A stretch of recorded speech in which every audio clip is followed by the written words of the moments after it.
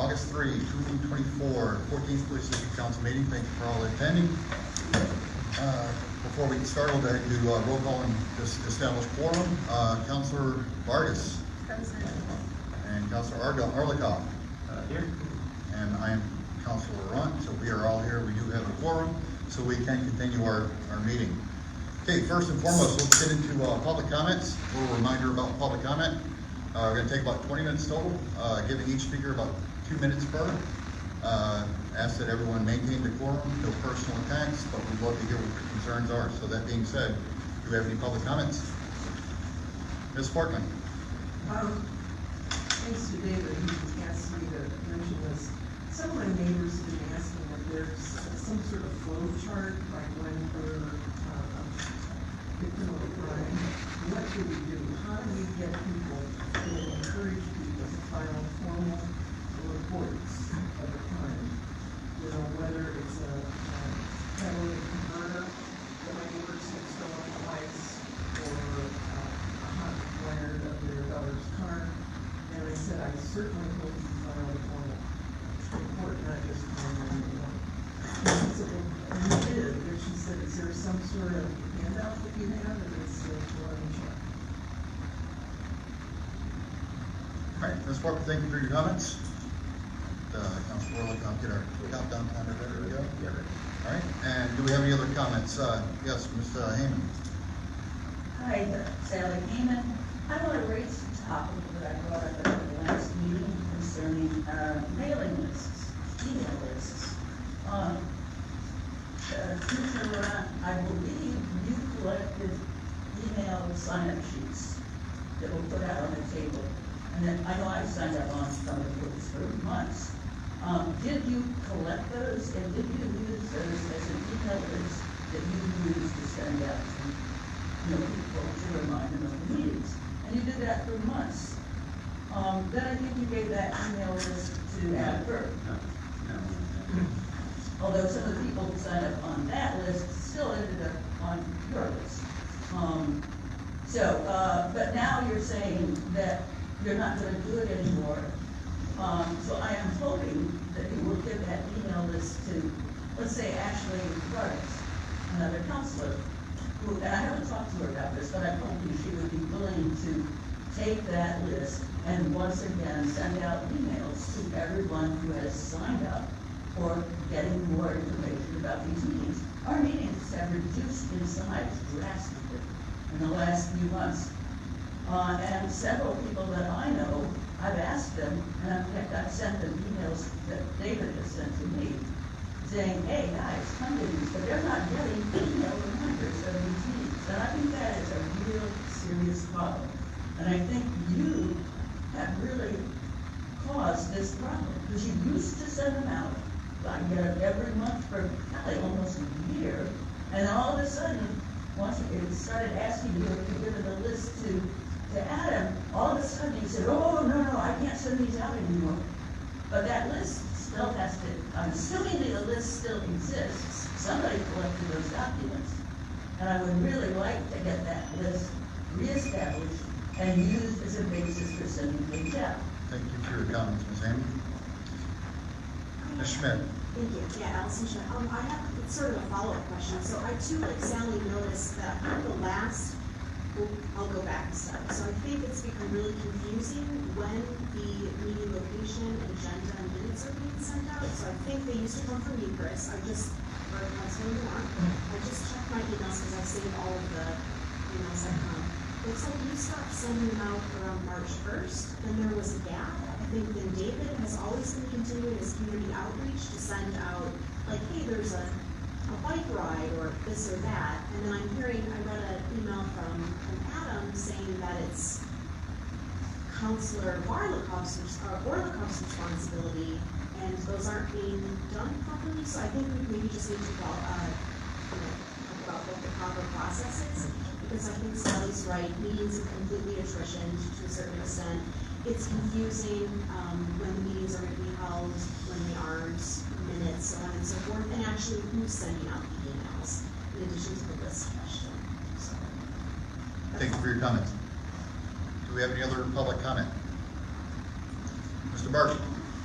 I'm glad this email questions come up, and I see that it's on the agenda, so I hope once and for all, we can clarify that, so that you don't have to go over that again and again. I read with interest this week an article in Block Club, I'm sure we all saw it. The title is "Fed Up with Robberies and Other Crimes, Logan Square Business Owners Beg Police for Help." And I was very happy to see Councilor Orlikoff and Councilor Vargas in photo at the meeting. So I think it's on the agenda, but I just want to make sure, because I would love to hear a discussion about who organized that, how was it announced, because I didn't hear about it, otherwise I would have loved to attend. If Councilor Vargas and Orlikoff have discussed anything that they learned at that meeting, and what would be the action taken? Thank you, Mr. Burke. Thank you for your comments. Are there any other public comments? Mr. Tucker? Comment on attendance dropping from the, I think a lot of that might have to do with what was exposed in Jim Daly's article that came out since the last meeting. And based on things that were exposed in that article, I think Councilor Orlikoff owes everybody an apology for his inappropriate behavior, the way he talked to Livestock's staff and himself, when he talked to CCPSA staff and leaders, and the way he's behaved around fellow councilors and constituents. I also would like for him to apologize for his hypocrisy. Because if you recall in the April meeting, there was a resolution that said, let me know, there are currently no committees of any kind or similar bodies of volunteers assisting with the work of the 14th Police District Council. 14th Police District Council has not approved or sanctioned, made requests of, or in any way acted to designate any entity or individuals having a specific role in organization. That was in response to the committee that Burke had formed. However, he had mentioned at the June Logan Square Farmers Market that the council was interrelated with the first Ward United and United Neighbors of the 35th Ward. So I find that to be very peculiar, and perhaps maybe an explanation of that could be made. Thank you. Thank you for your comments, Mr. Tucker. Remind me your name, please. Michael Hill. I was at that farmer's market, and that's not exactly what happened. Those organizations were invited to be there on their own behalf, nothing to do with this. It was seen as an opportunity for community outreach, simply because the ward boundaries in that area are so mixed up that most individuals do not know even which ward they live in. I mean, you can walk across the street and you can go from the 35th to the 33rd or the first ward, literally by walking across the street. So it is a very crazy, convoluted, quilt area. So that's what happened that day, because I was one of the people at that table. So I know what went on there. It had nothing to do with this. It was meant simply for those organizations to speak out on their own. Thank you for your comments. Yeah. Do we have any other public comments? Going once, going twice. All right, we're going to go ahead and close public comment, and that should conclude our interactive portion to this meeting. We're going to take care of the business of the council here. If you have questions and you want elaborate answers and want to dig a little deeper, please feel free to reach out to the individual council that's probably best suited to answer that question. That being said, let's go ahead and take a look at approving the minutes. We've got 3 sets of minutes that we need to kind of go through here. And then we'll get into other items such as updates and discussions and what have you. All right, so first on the deck, we've got the June 1st meeting minutes, which those that attended our meeting a couple weeks ago, our makeup meeting from July, these were postponed for pending further review by Councilor Vargas, and I proposed to you. These have the corrections that were mentioned in our makeup meeting on July 21st by Councilor Orlikoff, and so those corrections have been made, and now I present them to my colleagues. for approval. Yeah, so the reason I asked for an extension on approving these minutes is because there were several comments left out, including Allison's and mine, in response to Lauren's behavior.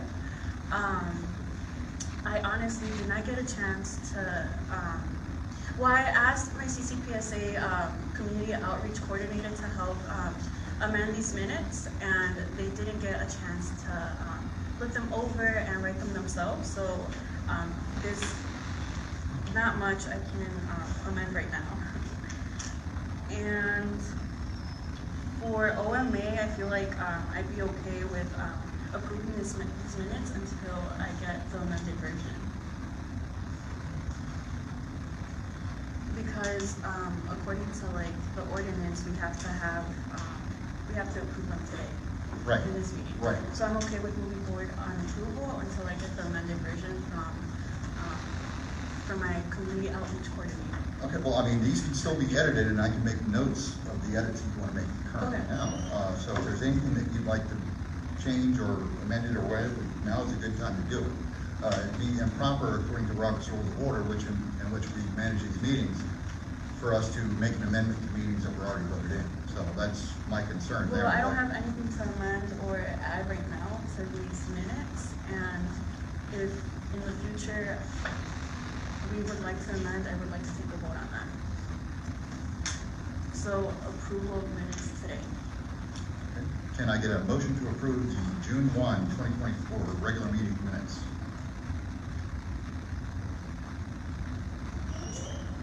Or did you need more time? I'm sorry, I didn't even confer with you. One minute, I'm not sure. Certainly, take your time. I want these I to be just got accurate. my notes in that.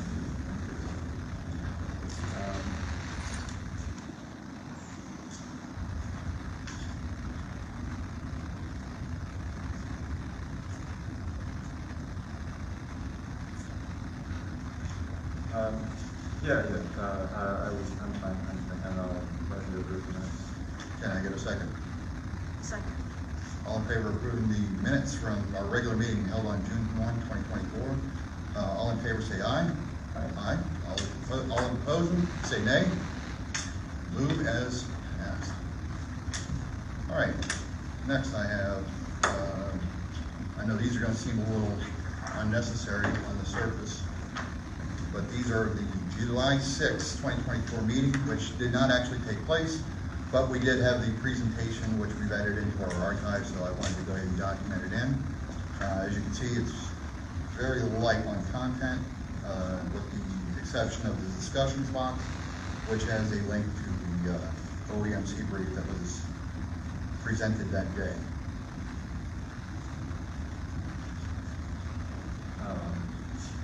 I was not in attendance. Well, Will support the council rendition of these. As I mentioned, the only item of note is the, And then I see there's a link to a video, Right. so that seems good to me. I have no objection. okay.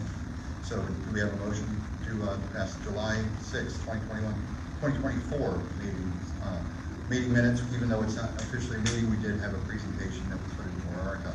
So do I have a motion to approve? Yeah, I motion to approve July 6th minutes. And do I have a second? Second. And all in favor say aye. Aye. All opposed? Moved as. All right, catching up, July 21, which was our last meeting that actually took place in place of the July 6th meeting. All right, and if you need time to look this over, we can come back to it after we get into our discussions and everything like that. I'm willing to, because like I said, there's quite a bit to go through there.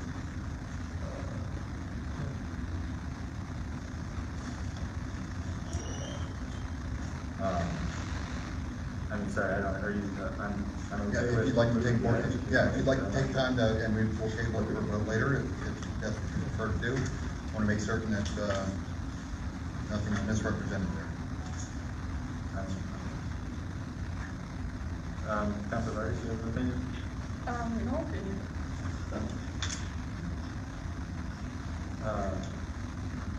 I mean, Do you send this out beforehand? If I can get this beforehand so I can review it before voting today. You're free to I know I create your can own take my- copy of the minutes as well. Right, but you're chair, so if I can just get this beforehand and I can review it,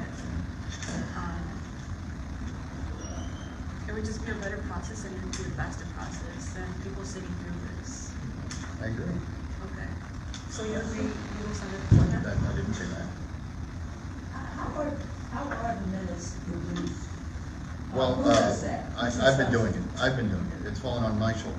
Okay, Because it's and- chair. And That's his is there responsibility. No, it's not. any way that you can send those out to people in advance of it? Not only the counselors, but, you know, people like me who are coming to every meeting for months, so that we can take a look at them? Well, they're not Some of the publishable until they're minutes voted that I on. read don't seem to be very accurate. They don't put everything in. Well, the public comments are verbatim. But not always. Yes, Yeah, they are. I've seen mine missing personally. Yeah, I know I made some couple comments that didn't show at all in the minutes. All right, I'm gonna ask So for order in that's the why I'm room. curious about how that. I'm gonna ask for order in the room, please. All right, so where are we on this? Do we want to delay the vote, for later on in this meeting? I'm, Or do I have a in the motion? middle, or I was reviewing it, but if we want to delay it, I'm fine No, with it's perfectly fine with me. If you'd rather go through it now, it's perfectly fine. If you'd like to delay it, I'm more than happy to do so. It seemed like, I don't know, maybe Councilor Vargas wanted to, did you want to delay? We don't have to delay it, I just want to run system. Okay, so, all right, one more minute to just, Take your time, take your time.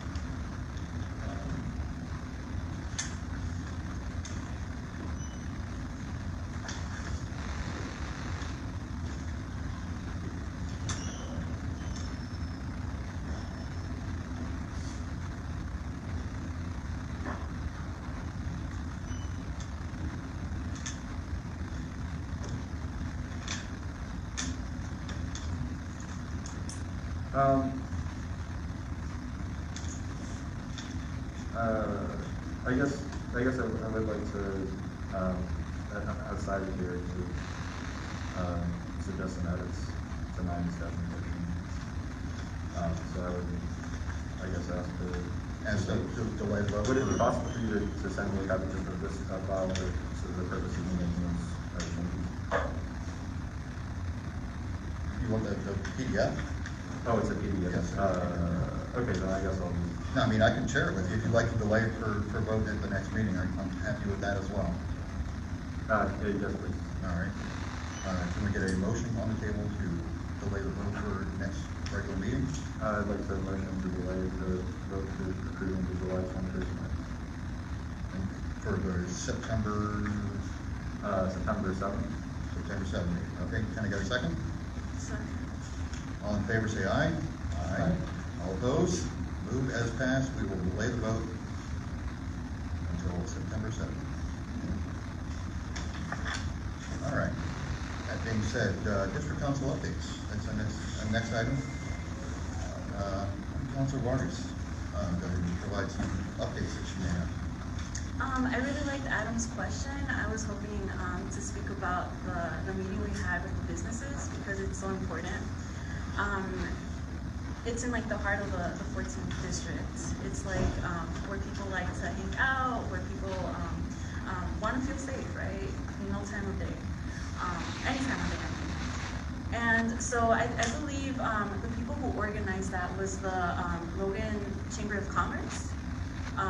And it was brought about from one of the business owners. I think her name is Viviana. She has a fine jewelry store, and she asked for this meeting because, again, because of the robberies, and she just wanted to create like a co-governance type of situation. She wanted to see what's being done in regards to CPD handling these requests. I mean, these incidents, these calls that they get. I think it was really, really interesting. A lot of the people who go into these businesses have mental health issues, and CPD mentioned that they have enough training for them, that the business owners shouldn't be the ones, dealing with the mental health people coming into their stores that they should always call CPD because they're trained to do so.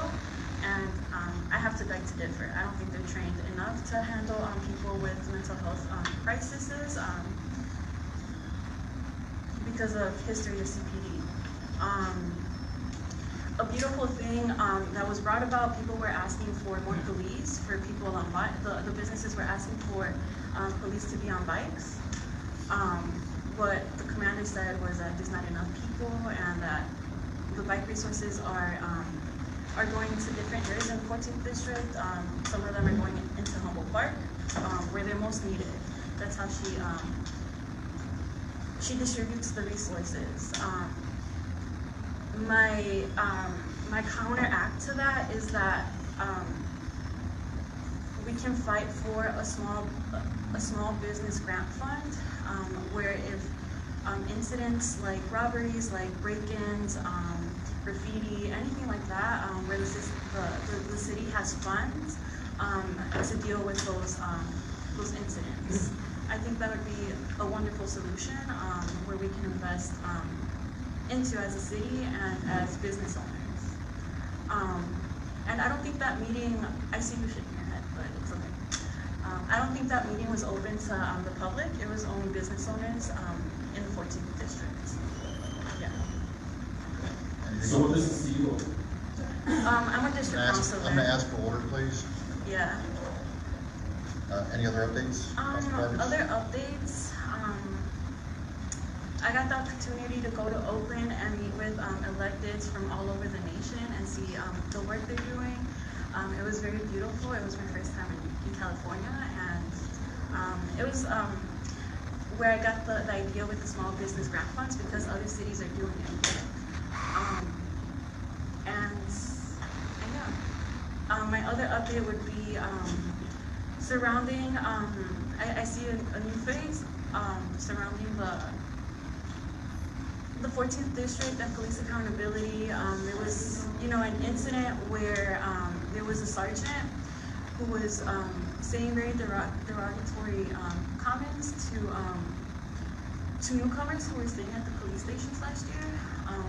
And so I organized a group of neighbors to go to COPA, and we testified against the sergeant, and it was finally sustained. So after a year-long process, it was sustained in June. The only thing is that she retired in December, so no justice is served. And then regarding, there was another incident where a police officer went to a home of one of our neighbors in the 14th district to ask for a migrant, and he went to the home with very big guns. So I helped the migrants file a COPA complaint, and then with that COPA complaint, the newcomers received a call from the 14th district that was intimidating in nature. And still there, it's not very clear what's been going on. I feel like BIA didn't sustain the incidents that happened, and that just goes into a deeper conversation about the accountability system.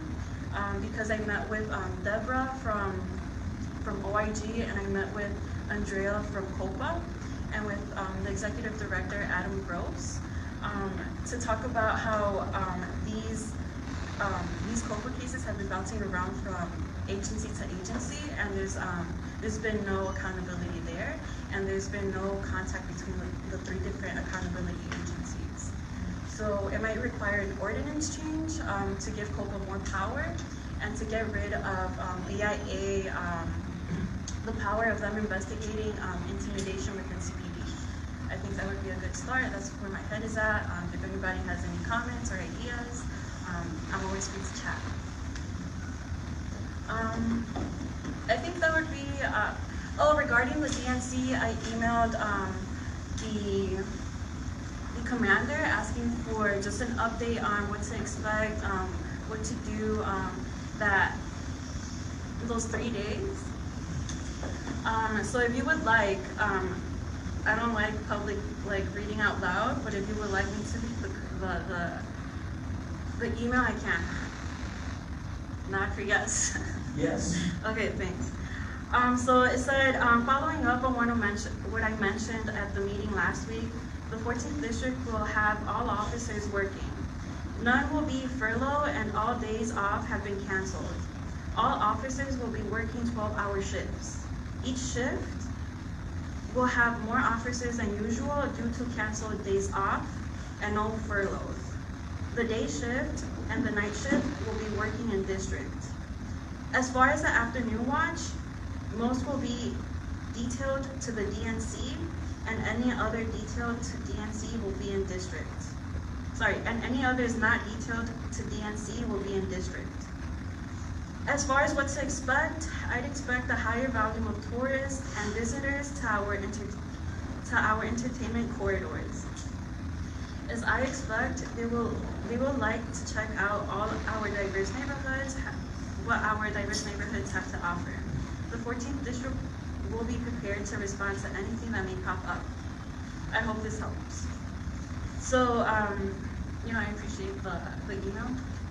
It was a little bit vague on how many officers will be on duty. So if you all have further questions, I encourage you to email her and attach me. Or email her and let me know how it goes. But yeah. Yeah, I would consider most of the, since it's at United Center, and it's probably, 2 miles from here, we're probably somewhat in the corridor of that, but, so maybe that area going up Damon. Yeah, when I went to the Public Safety Committee in the 26th Ward, they did mention that there may be right-wing protests that day. It's something to expect. So the Only right. no, it's there may be. So it can. So why would we just say from? All right, we're gonna have to ask for order. Thank you. Pardon? So I'm sorry, I should just say protests in general, but there'll be in all neighborhoods throughout Chicago. So the advice for that is do not engage or be supportive. But I acknowledge your comment and apologies. So there will be protests throughout all of Chicago. Yeah. Complete your update? Yeah, I believe that completes it. Do you have a question? I just wanted to make a comment, according to the Black Club article, anyone arrested is going to be taken to Belmont and Central for processing. Did I understand that correctly? To Grand and Central? Excuse me, Belmont and Western. Yeah. Belmont and Webster? Okay. Yeah, I think that sounds correct. It just means that we're going to have more people that go into the neighborhood. Yeah, it's something to expect. So thank you all. I'm done. Thank you for your updates. Call on Council Rollicott to share his update. Thank you. First update, I completed 16 hours of restorative justice training, specifically on circuit keeping at Build, which Build is at 5100 West Harrison, and they're on there. It would something like that would normally be probably $500, but they do it free every quarter. And they do 2 versions, an evening and a day version. So the day version is still coming up. I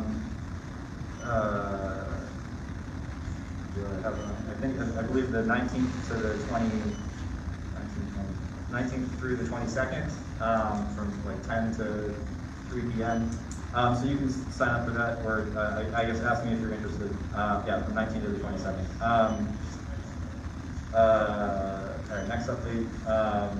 The survey, there are copies on the table. We want to hear from you. Just try to make it simple. It doesn't actually look simple, but it's only 2 questions. So please take a look at that if you haven't yet. We did some redesigns on, next up about our calendars and meetings, not directly responding, but related to some discussions. about publicizing these meetings. Earlier this year, we published an accurate annual calendar that has only not been accurate for the meeting where I was sick, and then we had a makeup meeting. But we will be at all these locations, so you can go and add to your calendar every time that we're going to meet for the rest of the year and where. With the caveat that I have the incorrect number listed. It says Saturday, September 6th, but Saturday is actually the 7th. We always meet on the Saturday. And Saturday, October 4th is actually the 5th. And that's, I think we've already corrected that, but just in one of the print runs. Well, actually, yeah, that has been incorrect on the website before we corrected it. This flyer has the old incorrect thing. But so number one is to try to use our accurate annual calendar. And as long as we're meeting in these libraries, it's pretty easy. We'll be able to do this again for the meetings for next year. So you don't have to wait for 48 hours ahead of time to find out, when the meeting is going to be. You can add them. You can preload them all. And yeah, if anybody wants to get on the list for receiving my newsletter, who is not currently receiving it, you can also on the survey has the contact info, but the bit.ly/do14news. I've had that for some time. Sometimes I forget to include it on things, but you can also, if anybody emails me or gives me their email and says that they want to be on it, I have the sign up there that says the newsletter for Councilor Warlickoff. So yeah, so you can. The easiest way to share it is maybe if you bit.ly/do14news, which is on the handout. So if anybody that would like to be getting notices but is not. I want to fix that by getting them signed up. Next, I mentioned briefly last time a bike ride. We were more involved in the first bike ride in Humboldt Park, but the 25th District Council, Saul Ariano, he's spearheading again the round 2, and I have it on the agenda to vote to officially endorse this event, but some of the counselors will be there, and so then you can grab a flyer, but this is going to be, Saturday, August 10th, starting at 9 a.m. with free bike checks, and then having free food in the park after the ride. This time it's going to be in Cos Park, but they'll drive through Logan Square and Humboldt Park, and then back to Kosciuszko. So it's at 2732 North Avers, and leaving about 9:30 and back, by 11:30 with food to follow. And I'll touch briefly on, yes, I did attend a meeting where Commander Linus, as well as a representative from the detective area bureau, were present, along with business community and 2 of the alder people for the 35th and 1st wards. I can't, there are a lot of things about the event that I cannot speak to because I did not organize it, but I received an invitation, in my official capacity, that, so didn't specify anything about promoting it, or anything like that. But I did attend, and there was discussion related to our first public comment, where the detective was bringing up, and possibly other officers were bringing up, how their response can vary depending on the steps that the victim may or may not take. So they didn't have a handout on that, but they had a few handouts on protecting yourself from things like carjacking and general safety, because reducing the opportunity is oftentimes a good way to protect yourself from certain things. I don't have a lot of copies of this, unfortunately, but there's a couple other things on the table. And yeah, so the one thing we learned is that within the Detective Bureau, under Brandon Johnson, they've split the workload so that there's dedicated homicide detectives and now dedicated robbery detectives. So they're going to be pursuing in a more concerted way some of the cases, involving strings of robberies or serial offenders and those types of things.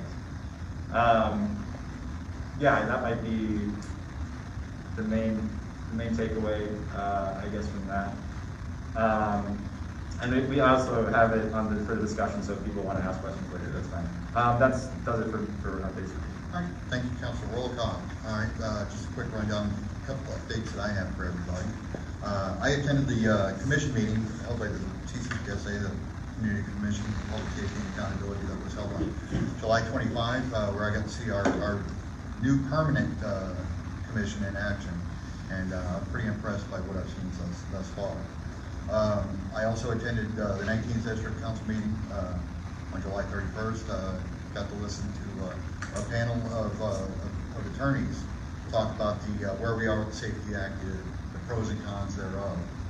And I also attended, I didn't get a chance to attend the public safety meeting that my colleagues attended.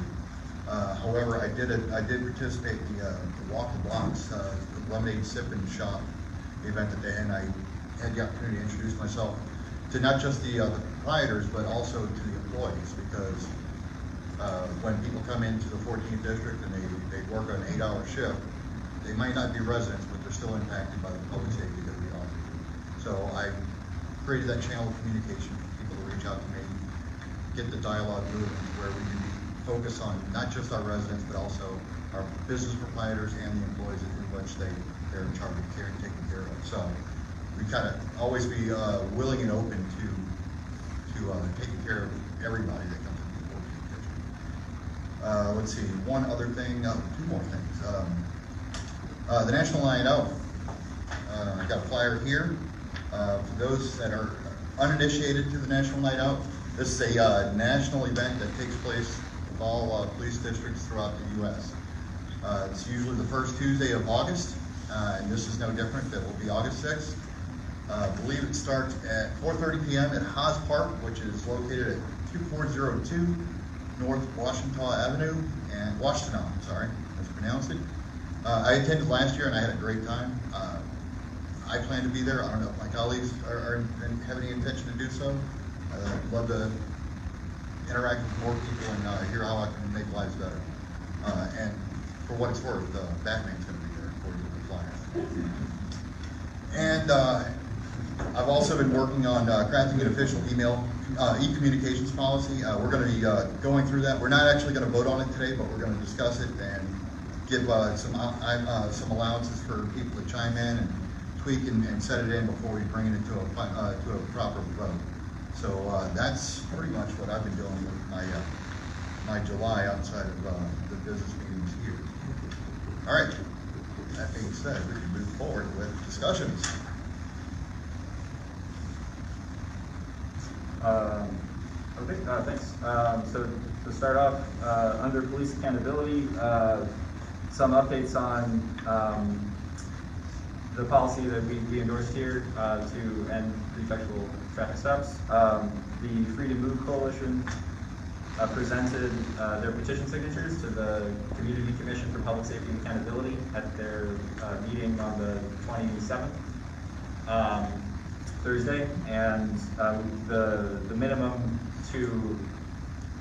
threshold to require that the commission holds a public hearing on any topic, listed is 2,000, and I was told that we turned in 2,400. So some of those. A couple of them, might have been chicken scratch or something, but that's a healthy, buffer. Anyway, so that was submitted. So the important update is that the commission scheduled a hearing date, and that is going to be August 27th. And the time is assumed to be 6 p.m. Assumed, but the location is to be determined. So it may end up that it's held at Malcolm X or Kennedy King or something, but that is not decided yet. But yes, the 27th is set for a hearing date on pretextual traffic stops, a public hearing where you all can attend and participate certainly in the public comments. And they also said that they wanted to be hearing from community, but not sure if that means something beyond public comment. I guess that's And then there were also a couple new articles, including, I don't know if I mentioned, but Amy Chin, data reporter at WBEZ, wrote an article about how pretextual traffic stops have started to decline in most areas relative to last year, which was the absolute height of them. However, in the 14th and 25th districts in Logan Square, specifically, including some of the areas that we heard about, they've actually increased. So, without being able to give definitive answers, there's somewhat of an impression based on this data and the timing of it that after Dexter Reed's death, there was a little bit of a shift away from arresting black people quite as frequently. They're still targeted disproportionately by far the most of any group. But that's trended down from, say, 7 times to citywide to like 5 times citywide maybe. So what we've actually seen is an increase in pretextual stops of Latino drivers, specifically in the 14th and 25th police districts. And again, this is an article on WBEZ. And lastly, a connection with the business meeting, we heard there a lot of frustration about 911 calls receiving a slow response, the quality and attention to the response there. And I did ask one question at the end to the commander, if we should, referencing this data that was not published yet, and asking if traffic stops was an area that they could look at in order to shift priorities. You can't increase priorities for everything all at once, so the question is, if this is what we want them to do, what are they doing? And in the 14th district, traffic stops have actually increased even this year. Okay, so yeah, those are the updates that I have on pretextual stops. Are there any other co-councilors questions? Any questions about that, Council Roberts? We can move on. Yeah. I'm sorry. I'm glad to hear that the petition reached the threshold and it had the effect that was desired. I'm curious if there's an easy answer on how the district councils and councilors could force the CCPSA to have a hearing without going through the petition process. If you don't mind. Actually, well, thank you for the question. We have we're not structured in that way, where we have a formal control over them. Our formal control ends with the nominating of the candidates. But in terms of exerting political pressure ourselves and also representing our communities to the best of our ability, I think we all definitely want to be parts of those conversations. We are in the ordinance required to be sending them trends and concerns, at a minimum, trends and concerns identified from conversations with the community. But in terms of demanding how they act into that is not a formal mechanism. Then lastly, to wrap up, currently 36 district councilors, which is a decisive majority across the city, have formally endorsed ending pretextual traffic stops with the 3-point policy platform, the same thing that was voted on by this council. Although that was, I don't know, does not include one of the councilors here. Yeah, sorry. Any other questions? Okay.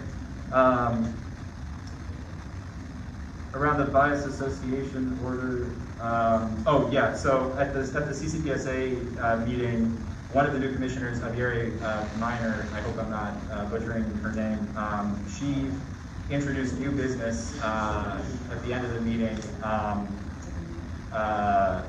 calling her attention to looking into the BIA's, the Bureau of Internal Affairs' lack of action regarding the accused racist officers who are still on the force, or the officers known to be members at one point of the Oath Keepers and her Federalists. So she referenced directly the OIG's, the Inspector General's reporting about BIA's investigations, where finding them materially deficient, that the OIG has said the same thing, that I share their opinion, as well as we heard from the Suffering Positive Law Center, Jeff Dischauser's often here, and we have, I have copies of his letter if anybody needs that. But anyway, that the Internal Affairs investigation found no wrongdoing, but the reason they found no wrongdoing is because the investigation was deficient. What the Bureau Chief had said was that just because they were members of an organization didn't matter if they didn't say that they were racist. So they literally asked them, do you hold, like racist beliefs? What was this motivated by? And because they didn't tell us that they had racist motivations, then that means they weren't racist. So what Deborah Witzberg, the OIG chief, or the inspector general, what she said about that was that this new standard that BIA is public about now, according to this standard, somebody who's an ex-member of the KKK could join CPD, provided that they don't tell investigators that they hold racist motivations. So that's concerning to a lot of people, including the new commissioner, Iberi Minor, who has said that it's going to be the focus of her work on the commission, and they're going to be following up on.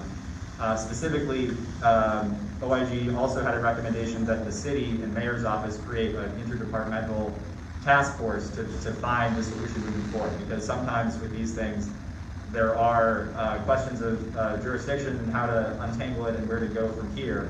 But I am very interested in Iberi Minor's taking a new approach to this. Yeah.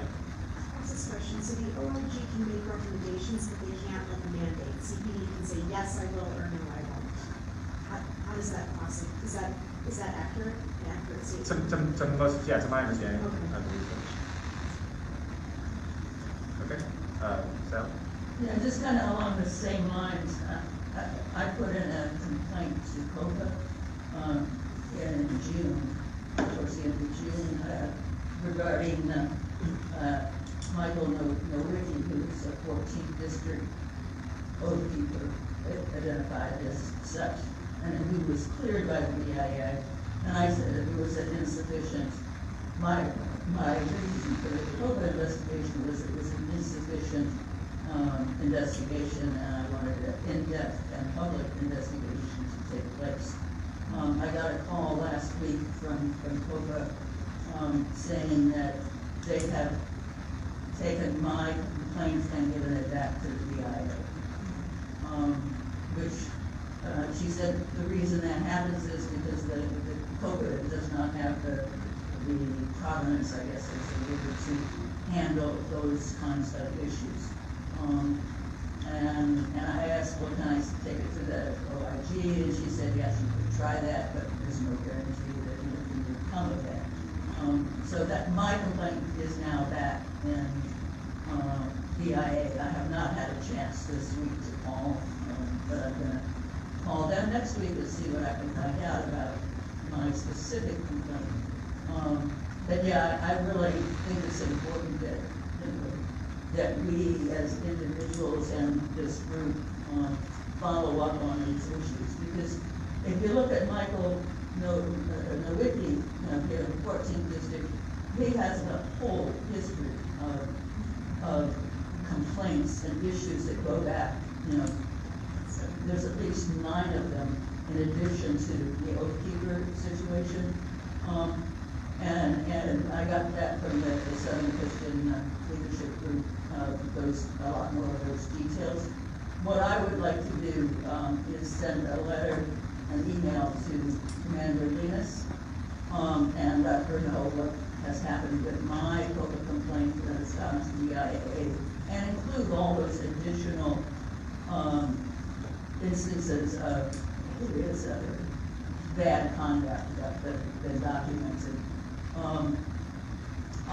My understanding from Commissioner Laurent is that I'm not supposed to email Commander Linus myself directly. That's not accurate. What? That's not accurate. Okay, but in that case, I will do that, and I will copy you all as well. Thank you. Thank you. We had a hand up in the back. I had a question regarding the email communication. Maybe this gets straightened out later, but are the emails you send out official communications of the council? No. They're official communications of a member of the council, but no, no. If it's not, is using your city email the proper means to do that? Yes, of course. Is that part of your role as community outreach? I forget what some of your roles are. Is that your current role? That's up to the I think we're getting a little off topic, but that, we have, yeah, sorry. I don't know if I can, I wanted to, give a very quick response wrap up. Yeah, so for as far as next steps, because, you know, we've discussed this some and haven't been sure of the next steps, I appreciate, getting the updates, from Sally on that personal process following through. In general, you know, before this policy was set in stone, I and others, were criticizing placing the jurisdiction with CPD Internal Affairs, anticipating that they would not ever do a good job at this. So, you know, there is a jurisdictional problem currently. I do think that a good path forward would be following OIG's recommendations for the interdepartmental path, the city task force. And I think, yeah, so watching, Commissioner Minor, if you're interested, you can attend the next CCPSA meeting.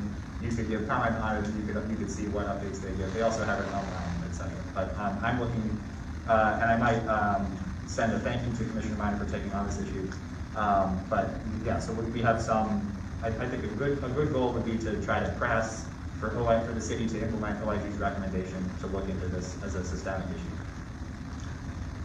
Yeah. Any Councilor Vargas, anything on police accountability? On accountability? No. Okay. Okay, I just want to chime in real quick. You made mention in regards to the letter that kind of put together for the commission on behalf of the council. You alluded to the fact that there's one present counselor that has to be removed from that list. And I wanted to take the time to explain my reasoning behind that. Yes, we voted to move it forward and counsel to the commission's view. That doesn't give you license to sit there and attach my name to any other things that I haven't reviewed. That's why I asked for my name to be omitted, because it was brought to my attention rather that my name was just automatically included in there. It's like, okay, well, I don't provide agency for people to just because I whispered, ice cream one day that somebody says I endorse that, this particular brand of ice cream. So just to be clear, if you give me the opportunity to look over it again, and if as long as it's in line with everything we've already voted on, yes, I'll go ahead and put my name on it, but at least I'd like the opportunity to review it before I put my name to it. That's why I asked for my name to be omitted. All right, restorative justice. Marcus, you got anything you want to talk about? I know that the item on here is about building, but No update. I hope to attend the one coming up. well, something tells me that our colleague here is going to tell us. I'll all the highs and be lows. pretty brief. Well, no, definitely not. One of the rules is not to share specific stories from other people there to help with their comfort in sharing there. But yeah, so from August 19th to 22nd, you can still sign up that's when it'll be held, a longer version, during the day, August 19th through 22nd, and they do have them every 3 months, a day and an evening one, and they're free and billed. Anywhere else it would be more expensive. I'll give a phone number. So for Chrissy Vasquez, was like the training signups. The office number is 773-227-2880. 227-2880, and the cell is listed as 773-491-5248, 491-5248. It was in my newsletter, but ask me if you need more information on that. So it was a train. I'll say just briefly, it was a training to become a circle keeper, to hold these circles. I am intrigued by some of the possibilities, but I'm not planning to currently lead one. I don't think that, not because of the training, but myself personally, I don't think it's necessarily my natural strength, so something that I would definitely practice more first. But I was looking to it to try to improve my own patience and understanding for my own behavior. Right, it was my primary reason for attending. That's about it. All right, I've got nothing to add to that discussion, so we'll move into the evidence-based approaches to community safety, where we're going to talk a little bit more into this public safety meeting with the business owners, from my understanding. Yes. Yeah, right. So at this point, you heard two of the councilors speak some about it. Are there other questions related to that? I'll just, I guess, reiterate, my two takeaways were the implementation of assigned roles within the detective department is coming into existence. So detectives, some of the detectives, their only job will be looking at things like robberies instead of being pulled between looking at a robbery versus looking at a homicide or another capital offense. And then also related to the comment that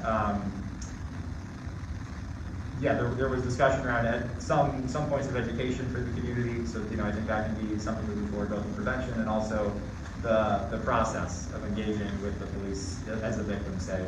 And yeah, lastly, my personal takeaway is that related to the survey, the priorities are not matching. We're having an increase in traffic stops when what people are saying is they don't feel safe because they can't get a response when they call 911.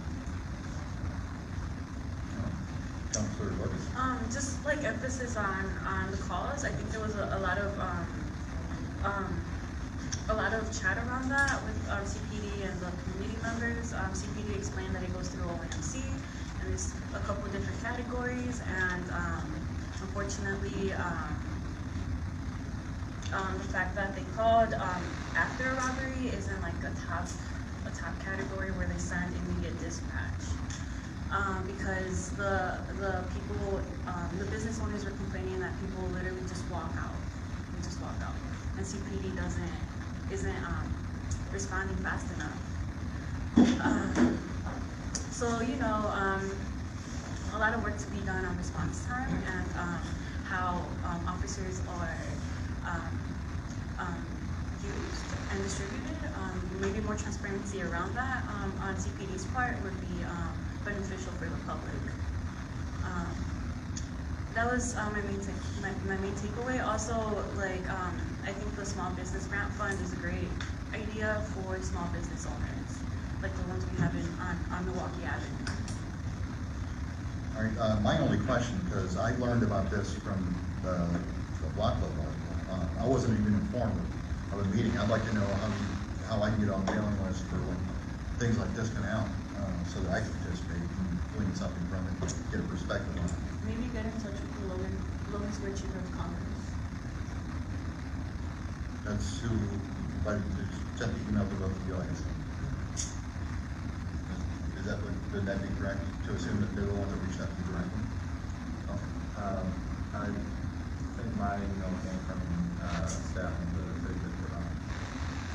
So to the other people. I can't speak to, yeah, I can't speak to about the decide on the place that way. Okay, perfectly fine. Like I said, I just trying to snip that out to figure out how I can be included. If I was more So involved, other I would have people done it. and businesses in that area. I don't know if you're going to do it. I'm done. Mr. Barton? I just wanted to say, I find it incredibly encouraging, and I don't want to put words in your mouth, so please correct me if I'm wrong, but what I thought I heard is that you heard people in the community, business owners, talking about the impact that crime has had on them, their employees, and their ability to serve our community, and that you're hearing that that is indeed a problem. And in addition, you're hearing things about what On our September 7th meeting, and Councilor Orlikov, you have on your vote to endorse the community bike ride for peace. So I can give your elevator pitch on that. Yep. So the first one was a success. We were more involved in the first one. This one, just more of a supporting role. But it is starting in College Park. I think in the 25th district, just outside our border. But most of the ride will be through the 14th district, through Logan Square into Humboldt Park itself. Yeah, I don't know. It's a low lift. I don't think much is required of us. You're welcome to attend, but it's a community bike ride for peace with free food. The underlying theory in general, space activation. One thing we heard is that some people feeling fearful don't want to be out in public as much, whether it's in certain areas at certain times. even if they haven't, experienced or seen anything there, that can have a compounding effect. And you don't want people to be unsafe, but an event like this is extremely safe, an extremely safe event that helps people to be out and in the community holding space there. And we have a motion? Are there any questions or points of discussion? Councilor Vargas, I'll give you the first crack. If you have a bike and it needs to be fixed, I think in the beginning they fix the bikes, right? Bike checks at 9 a.m. Bike checks. Yeah, from West Town Bikes. And so I'm just asking that the council endorses this I amendment. noticed it. Okay, just like last time, and it's gonna sound like a broken record, considering our capacity here, we're supposed to be bridging the gap between police and the community at large, are the police involved in any way?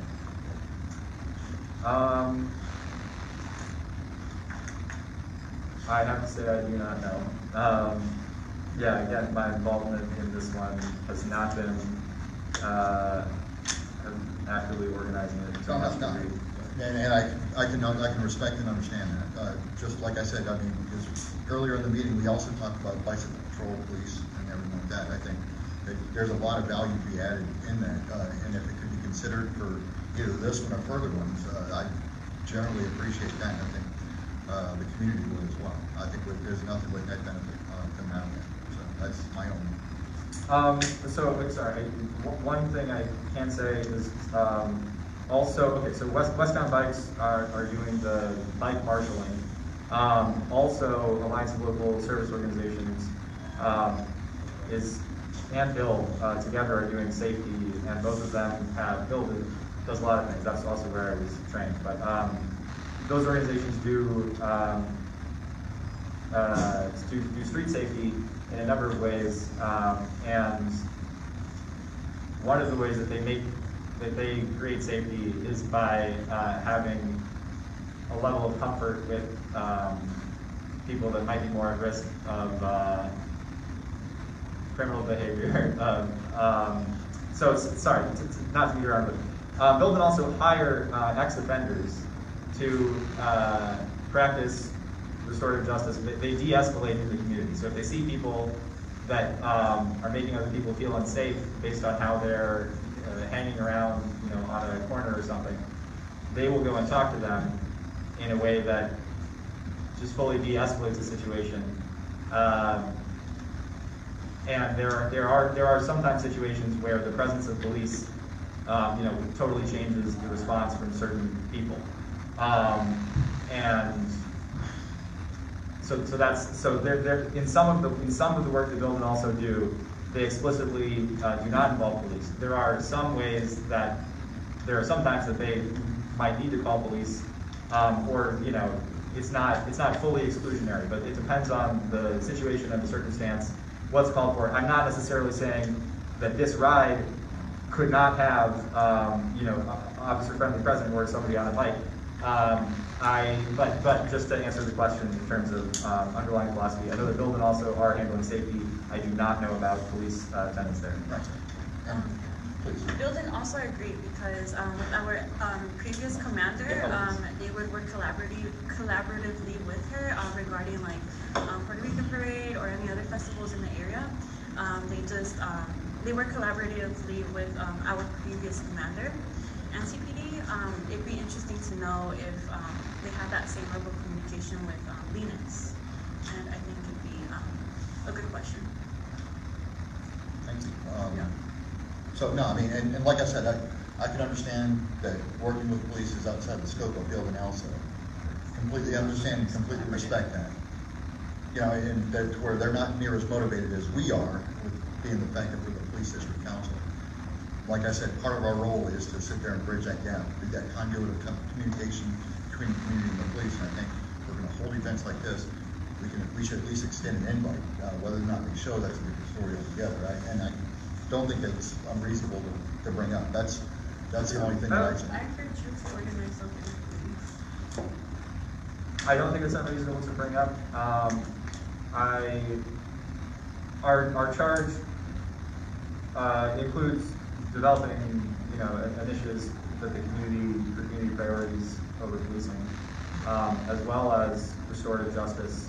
And I think that not every single thing that we do would necessarily contain both or, in the same proportions. But I can promise you that going forward, when I am in organizing communications, I will do my best to include a question about police attendants if they have been requested or if they're open to us extending that invitation. So going forward, I will try to ask that question to find out, to include that component. So thank you for that. I would ask, if there's no further discussion, I would ask to hold a vote to endorse the Connecting Neighborhoods Bike Ride on August 10th. So you have a motion Motion to vote to endorse the community bike ride on August 10th. and do I have a second? I second. Okay, all in favor say aye. Aye. All opposed? Aye. Ayes have it. Thank you. It passes as presented. All right, any other items that we need to talk about before we get into the fine details? Well, we're gonna share that and we'll discuss that offline. No, not offline. I'm gonna share it with you. I shared it with you. I think I shared it with Councilor Vargas as well because I hit the whole email, and I think Damon also got a copy of it. But I want people to take a better look into it before we bring it up into a discussion vote. Make certain it represents fairness and that we're doing everything that we can to make a good, sound policy. So sorry, We skipped, we tabled it. Sorry, I missed that a little bit. Obviously it's fine to table the vote. I thought you said that we would discuss it some, but I gave comments. So have you an updated that I haven't seen yet?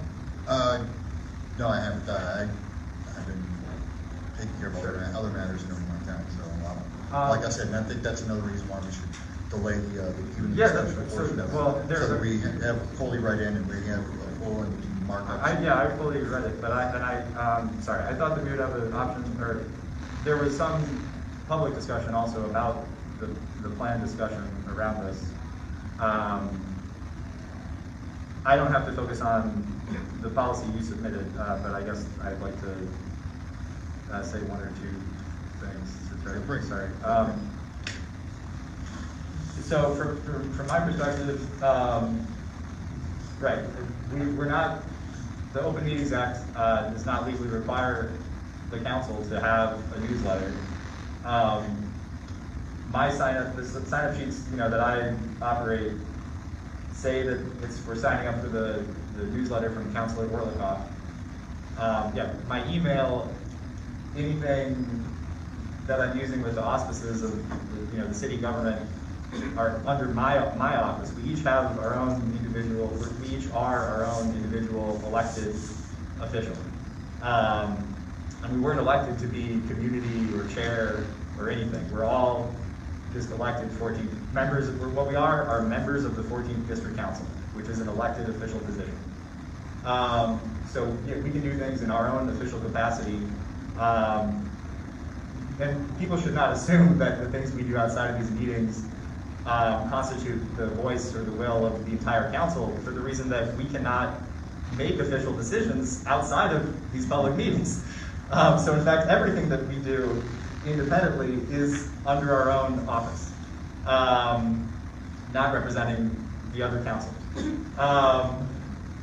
So that's number one. And then, so number two, I operate a newsletter, and I attempt to do my best at that, to send out notices at least once before any public meeting or event that we're holding.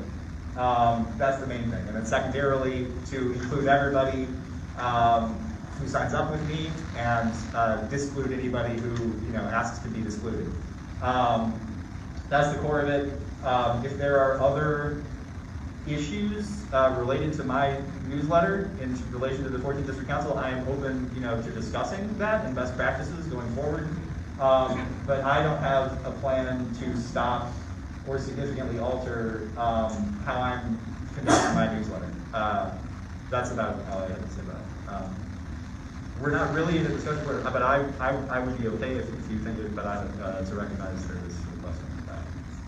Alright, so, I mean, excuse me, you're sending a lot of, like this, you know, because you send your newsletter from your email with the city, you're sending out notices for a lot of organizations and stuff that, perhaps the council itself did not, sanction or whatever, so I think when it comes from, I'm a little confused, because it's coming from your email address, you're sharing events for organizations that haven't sanctioned, so that's why I'm kind of, why, if you're gonna be doing that, that's why I think it might be wrong to be sending it from your, city email address, if you're gonna be promoting organizations, whatever, that are sanctioned.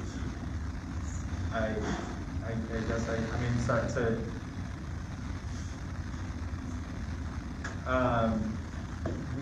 I mean, you're entitled to your opinion. I don't share your perspective, and I'm not sure what the basis of that is. But, you know, a corollary would be every single alderperson sends all sorts of things. None of them get approval from any other alders for anything they do. We are certainly not alders, but we are not a three-headed beast. Each one of us is independently elected. And, you know, the email isn't coming from the 14th District Council, it's coming from Dave Rowe. But, so thank you for allowing me to speak on No, that's fine, that's fine. No, and just for, and I'm not gonna go into the details. Basically, the proposed, policy that we are currently working on, that I've been working rather arduously on, is basically coming up with an official channel of communication from the three heads in front of you singing, and of course, no solos. How those lists are managed, who does the actual involvement, and it can be a rotating aspect of things if need be.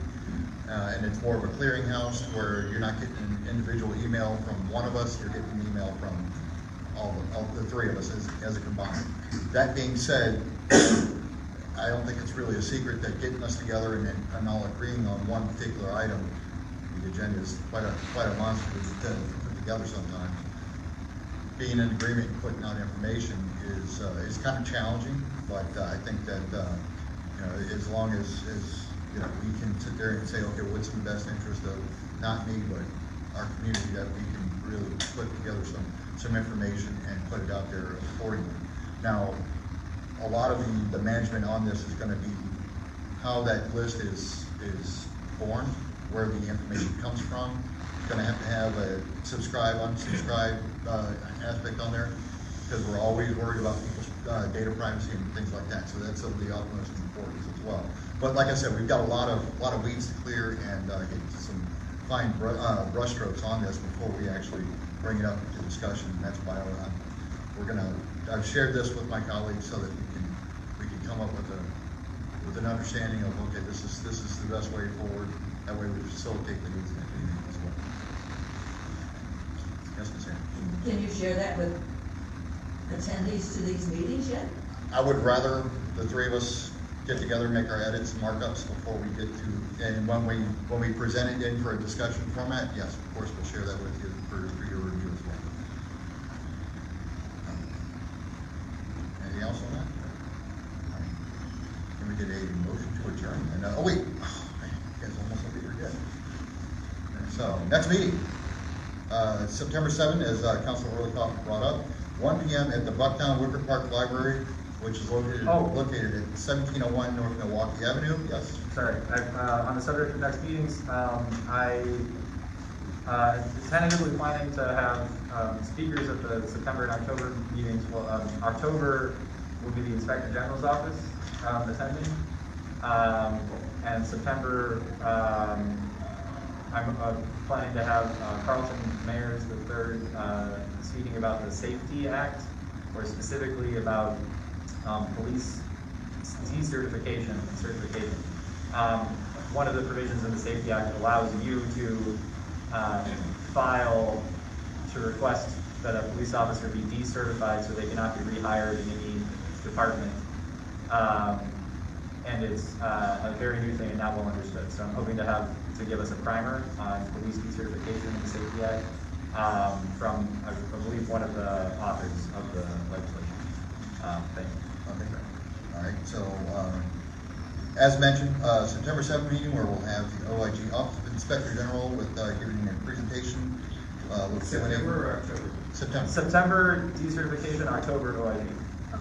Sorry. So wait, that's, The September 7th meeting, having a primer on decertification, and the October meeting having the Office of Inspector General. all right, so, just to recapitulate for the record, September 7, 2024, gonna have a presentation by the decertification. I'm looking to learn, is more into what that means.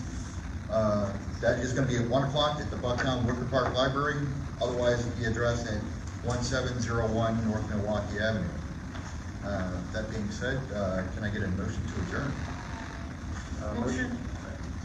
Second. All right, we are now adjourned. Time now is 1:26. 2:26.